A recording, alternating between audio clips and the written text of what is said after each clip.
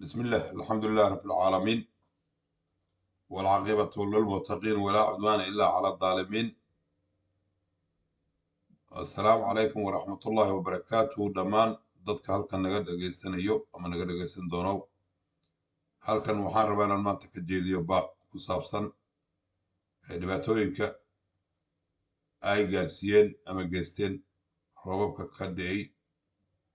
waqooyi bari Kenya iyo Soomaaliya dhammaan. walaalayaal halkan waxaan ka soo jeedinaynaa baaq ku aadan cid kasta oo maqasho codkan ama baaqan waxaa noola sheegay ama aan arkayna indheheenna ku arkay sawirada laga soo qaaday in waddankii uu ka dhacay roobab dadka aad u dhibaateeyey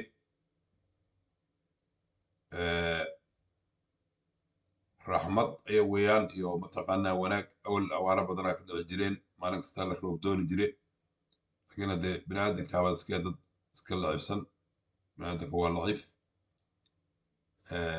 roobabka markay da'aan looma gegsanayo abaarta markay dhacdona looma gegsanayo markaa dhexdhexaadaa jira ilahay isagaa mataqaanaa ummadiisa ugu talagale siday u noolaanayso nimco kastaaba nusqaanteeda leh roobka nusqaan fara badan ayuu watay cid kastana way ogtahay markii intaa laga taga waxaana soo gaartay ama baan indheheenna ka arkaynaa sawirada laga qaadayo dadka magaalada Gaarisa inay ka go'an tahay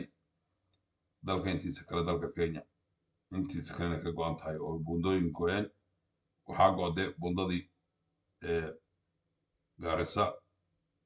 ilaa Mandera jidka aado Kismaayo Road jidka loo yaqaano wabiga kala goynaya Tana River wabiga waa buundadii buundo dambe ma jiraan waad arkaysiin waxaa kala go'day buundadii Burra iyo meelaha loo marayay waxaa go'day midda Masarani fooda meeshii la dhihi jiray waa go'day Mombasa jidka ka imaanayay marka waxaan ognahay in dadka dhibaatooyin tira badan haaso awalna hadee wax buuran ma jirin oo dad maalqab oo dukaamo aad waaweyn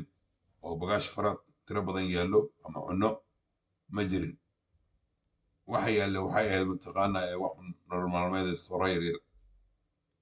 bakaaladoodan waa xirmeen cuntadii baa ka dhammaatay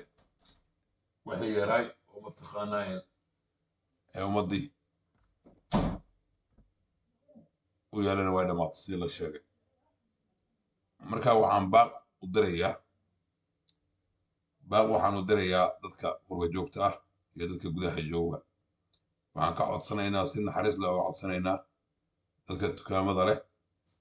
cunnada dadka u keenay lagu qaalaynin dadka dowladda nadiif jaamac ee dowladda dhexe ee Kenya uu madaxweyne ka yaho William Ruto raggii laga soo doortay ee waqooyi bari dhammaan waxaan filayaa qeyb wajeera laga soo doortaa laakiin meelaha ugu dhibaato badan hadda jaara kale waxaa laga soo doortay Abdi Hayshaqo nominated idana waa jirtaa waxaa kale laga doortay senator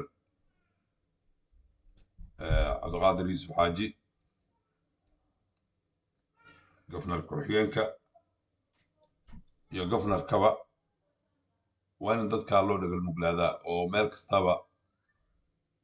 la eegaa ee wax ka dhacay maaha in intii mataqaanaa laiska labisto ummadda lagu fiirsado waxaa diyaaradaha helikobtarteen waxay ahaataba dadka cunaha loo geeyo saaka waxaa ka dhacday magaalada Gaarisa dad gaaja la dhinta la sheegaya ganacsatada iyadana khayr allah siiye waxay yihiin kuwa ka faa'iidaysanayaanba mataqaanaa markaa waxaan oo kale dhaco waxaa la sheegaya 500 oo shilin inuu marayo rubci sokorti caleenti sidoo kale waxbana yaalin dadku waxay badan yihiin dad danyare danle ee dadka waa in loo daneeyaa dowladda nadiif jaamac waxaan ka codsanaynaa cid alla ciday dadka ku qaalayso cuntada inuu leysinka ka qaado sidii horeyba u sheegay aan maanta ka maqlayay ayagana ha u gargaaraan dadka wax jeeb lagu haasanayo ma jiro waa dadka waa inay u gargaaraan ugu qayliyaan dowladda dhexe helikobtooyin loogu keeno cunada dadka ayagaa gadanayaan walaalkan in larkaa inuu haasto hala lacaga laakiin lacagta lama cunayo xaashimaha lama cunayo wax lagu gato ay rabaan oo lagu cuno hataa waxaan maqlayay dhuxushii la shidanayay ayaa la waayay cuntada hataa aad hesho dabkii waxaad ku karsan lahayd ayaa gooday oo dhuxul meel laga keenaya male si la sheegayo markaa dadkan ha loo gurmado